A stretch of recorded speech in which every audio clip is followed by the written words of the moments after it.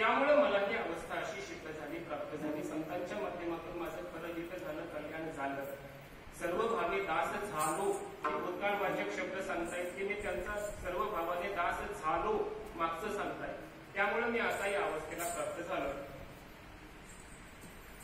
विश्वास पाहिजे. किती विश्वास पाहिजे? कोणावर पाहिजे?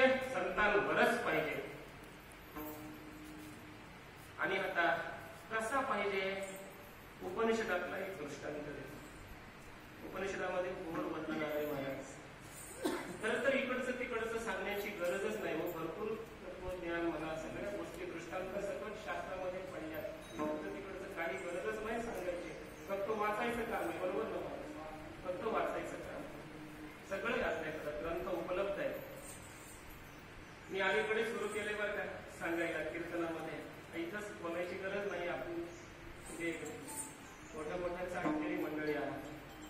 विठ्ठल महाराजांपासून आपण ऐकलेली मंडळी आहात. त्यामुळे इथं म्हणजे सांगण्याची गरजच नाही. दुसरीकडे असलं तिकडे पश्चिम महाराष्ट्रात वगैरे मी सांगत असतो की त्यांना तुकाराम महाराज या अभंगात काय म्हणतात ते ऐकायचं असेल ते बसा, बाकीची उठून जा. तुमची मला काहीच गरज नाही. तुम्ही नसले तरी मला चालेल. तुम्ही नसले तरच चालेल. एक जण असला तरी मला चालेल. असं मी सुरुवातीला सूचना करतो. नागला जण बसतात सगळे, कोणी उठत नाही, ती गोष्ट वेगळी.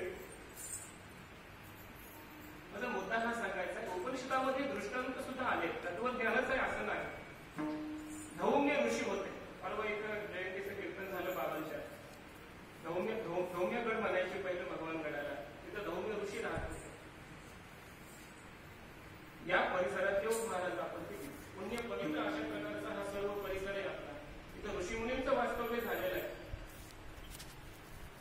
पराशर ऋषी राहत होते नगरला.